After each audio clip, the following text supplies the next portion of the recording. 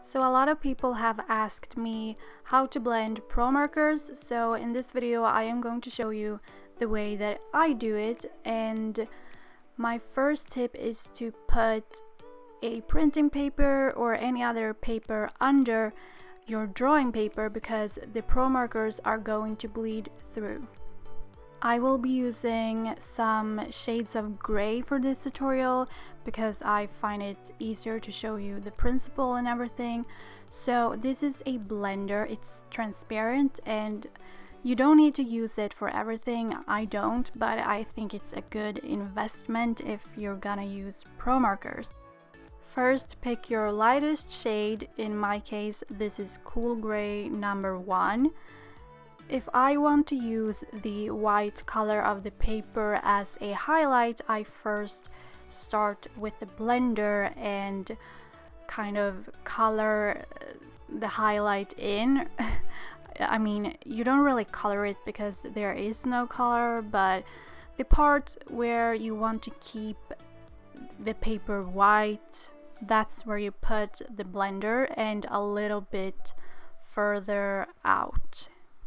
And now I'm going to use the lightest shade and color everything in except from the area where I put the blender, but I'm using the lightest color at the edges of the blended area, or whatever you're supposed to call it, and then I also go in with the blender again in the edges in order to blend. When you're blending two different colors together, you want to make sure that the pen is still wet on the paper, because if it has dried, it's not going to blend, and that is why I drew the circle around the blender drawn area first. When you have filled in everything with your first pen, you're gonna pick this shade that is one shade darker than the first one. This time you're not going to color in everything as you did with the lightest shade, so I'm just beginning by drawing on the opposite side of the highlight.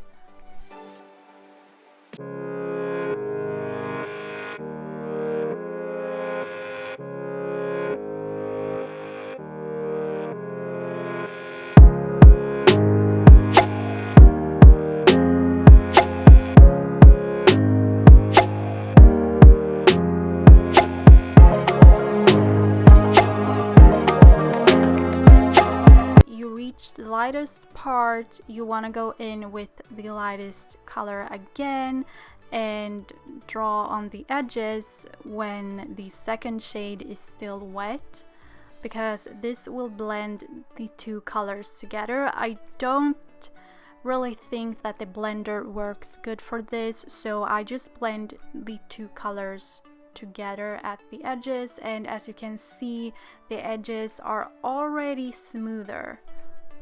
Now I'm gonna take Cool Gray number 3, which is the third shade, a little bit darker than the second shade, Cool Gray number 2, and I'm doing the exact same thing as I did with the second shade, but I'm not going in as far in order to create that gradient effect.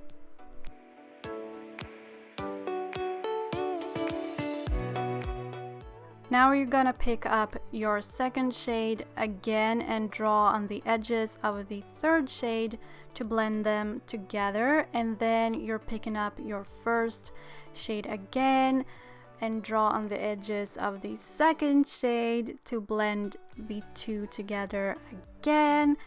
And then I am going to take the blender and blend the first shade and the paper together.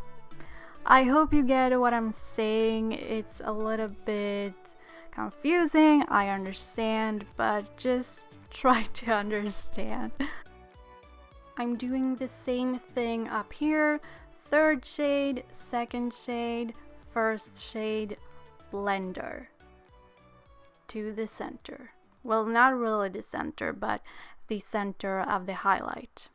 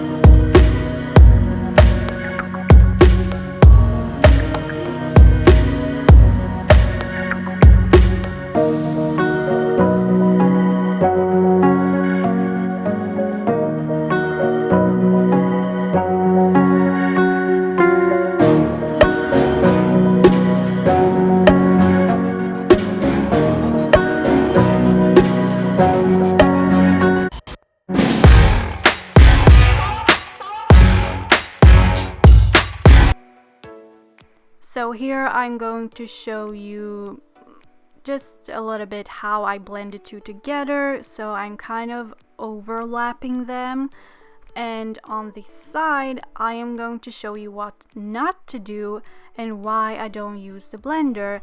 So here I'm using number 3 and 4, and I'm using the blender in between the two. You couldn't really see because my camera was out of focus. I'm really sorry, but this does not blend the two together very well. So I'm taking a blender again between the two, and what you're supposed to do instead, I forgot to film it, I'm sorry, but you're supposed to use the blender as a foundation of the entire area, and on top of the blender you use, for instance, number 3 and 4, and they will blend very well together. But use the blender as a foundation, and here I'm using the blender between number 3 and 4 in the bowl, and as you can see, this creates kind of a white